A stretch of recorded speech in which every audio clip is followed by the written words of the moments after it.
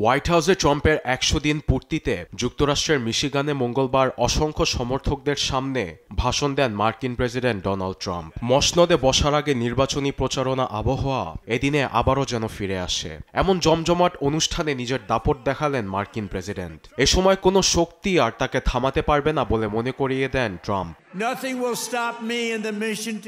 আমাকে আর যুক্তরাষ্ট্রের সুরক্ষা ধরে রাখতে কিছুই থামাতে পারবে না। প্রথম ১০০ দিনে আমরা ঐতিহাসিক ফলাফল অর্জন করেছে। ব্যর্থ বাইডেন প্রশাসনকে হারিয়ে মুদ্রাস্ফীতি কমানোর পাশাপাশি কর্মসংস্থান ও আমেরিকার সম্পদ ফেরত এনেছে।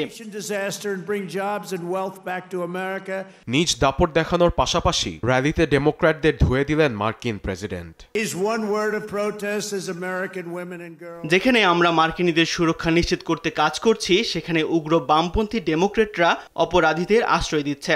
অসংখ্য মার্কিন নারী যখন তাদের হাতে ধর্ষণ হয়েছে, তখন ওরা কোনো প্রতিবাদ এমনকি কোনো টু শব্দ করেনি। এখন তাদেরকে দেশ থেকে বের হতে দিচ্ছে দেখে ডেমোক্রেটরা উঠে পড়ে লেগেছে। এরকম পার্টিকে কে ভোট দিবে? প্রথম মেয়াদের তুলনায় দ্বিতীয় মেয়াদে দেশের আরও উন্নতি হয়েছে উল্লেখ করে চীনকে এক হাত নেন মার্কিন প্রেসিডেন্ট।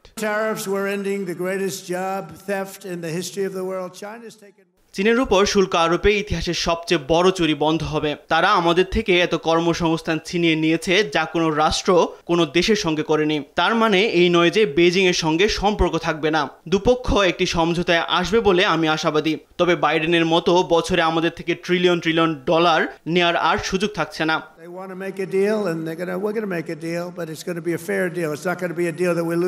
বিশ্ব বাণিজ্য যুদ্ধ চলাকালেও যুক্তরাষ্ট্রের অর্থনীতি আগের থেকে আরও চাঙ্গা হয়েছে বলে দাবি করেন ট্রাম্প। তার শাসনামলকে স্বর্ণযুগ দাবি করে সামনের দিনগুলোকে আরও সম্ভাবনাময় বলছেন তিনি।